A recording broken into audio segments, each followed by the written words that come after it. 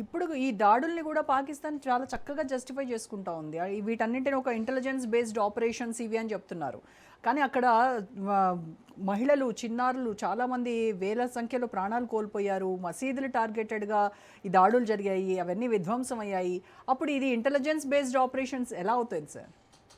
Intelligence కాదు, రెచ్చిపోయి కోపంగా ఉన్నారు. రెచ్చిపోయి దీంట్లో ఇంకో మెలుగు కూడా ఉన్నారు. ఇమ్రాన్ ఖాన్ ఎవరైతే జైల్లో పెట్టారో చంపేస్తారని వాడి మీద వార్తలు వచ్చినాయి. ఏదో రకంగా జైల్లో చంపేస్తారు. వాడు పతాన్. ఆఫ్ఘనిస్తాన్లో తాలిబాన్ 99% పతాన్, ఒకే ట్రైబ్. ఈవేళ పతాన్ ఏరియాస్ అన్నీ పాకిస్తాన్లో మాకు ఇచ్చేయాలి, మాది అని ఆఫ్ఘనిస్తాన్.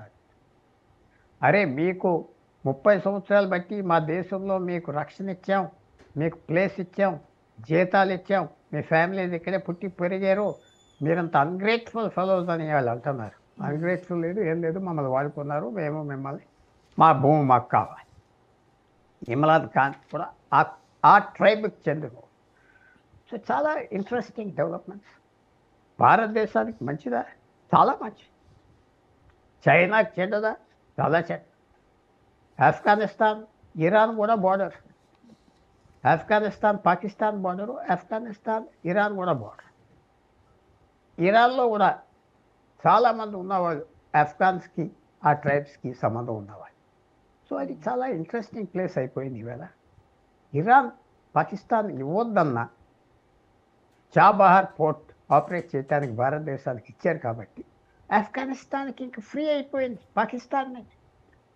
మీరు ఆ మ్యాప్ చూస్తే కరాచీ పోర్ట్ నుంచి అలాగా వాళ్ళు పెషావర్ వచ్చి 1200 మైళ్ళు 13 మైళ్ళు పోయి లారీ అప్పుడే ఆఫ్ఘనిస్తాన్లో వెళ్ళాలి.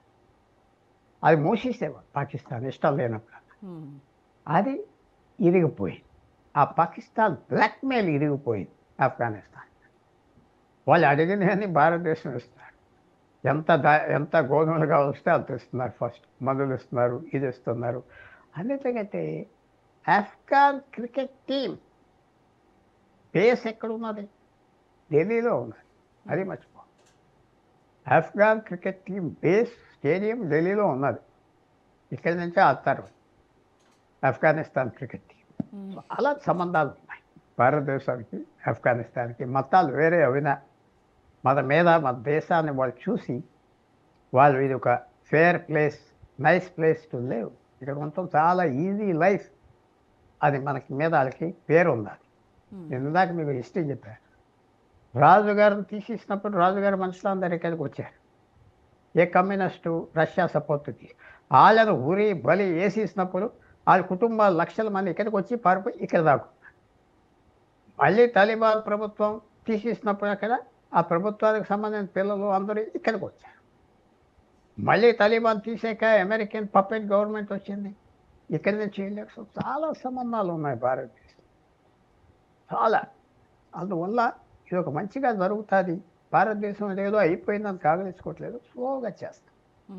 స్లోగా ఆఫ్ఘాన్కి ఓపెన్గా సపోర్ట్ చేయకూడదు, స్లోగా చేస్తున్నారని మనం భావించవచ్చు.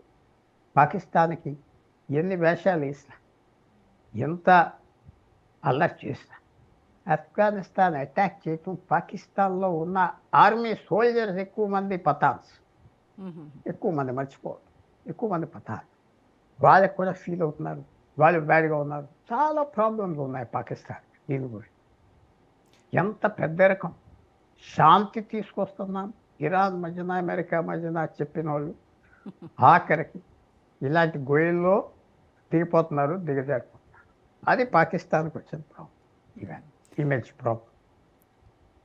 సార్ ఇప్పుడు ఈ దాడులు అంటే పౌర ప్రభుత్వం షహబాజ్ సర్కార్ తీసుకున్నటువంటి నిర్ణయం అంటారా, లేదంటే అసీం మునీర్ సేనలు వాళ్ళే స్వతంత్రంగా ఏకపక్షంగా తీసుకున్నటువంటి నిర్ణయం ఈ దాడులు అనేవి? కాదు, అక్కడ పాకిస్తాన్లో పరిపాలించేది పంజాబ్ పాకిస్తాన్, మర్చిపో. అక్కడ పంజాబ్ 4 ప్రావిన్సెస్ ఉన్నాయి. పంజాబ్, సింధ్, బలూచిస్తాన్ అండ్ ఫ్రంటియర్ అంటే వీళ్ళు ఎక్కువ ఉన్నవాళ్ళు వీళ్ళే పతాన్స్. ఎవరైతే ఇమ్రాన్ ఖాన్ ట్రైబో, పెషావర్, 4 ప్రాంతాలు ఉన్నాయి.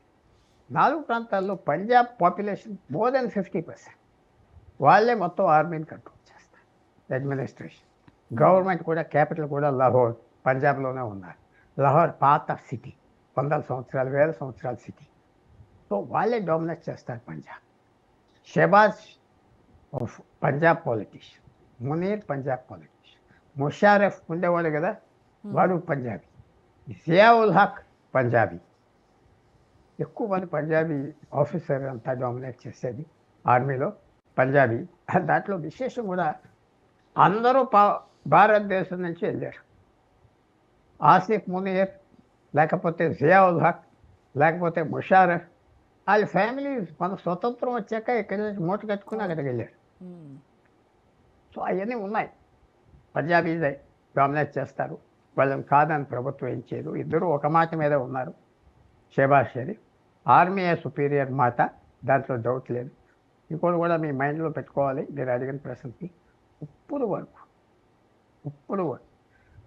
ఏ ప్రధానమంత్రి ఫుల్ టర్మ్ పాకిస్తాన్లో చేయలేదు.